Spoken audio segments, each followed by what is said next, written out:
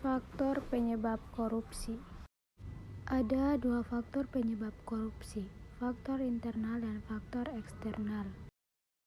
Penyebab korupsi secara internal berasal dari diri sendiri atau dorongan keluarga, sedangkan penyebab korupsi secara eksternal berasal dari luar kehidupan pribadi seseorang.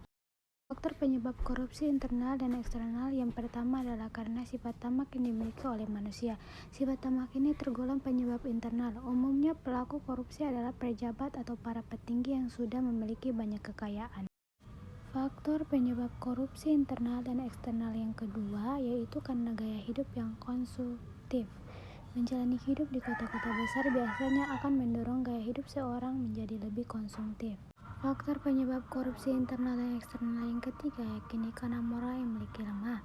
Orang yang memiliki moral yang tidak kuat atau lemah cenderung mudah terpengaruh untuk melakukan tindakan korupsi.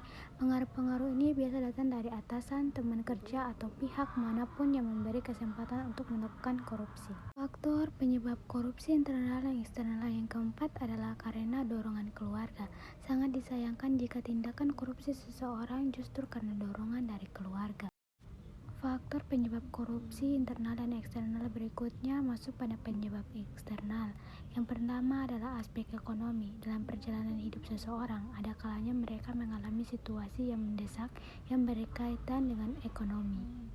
Faktor penyebab korupsi internal dan eksternal berikutnya adalah karena aspek organisasi. Penyebab sifat aspek organisasi tersebut diantaranya adalah 1.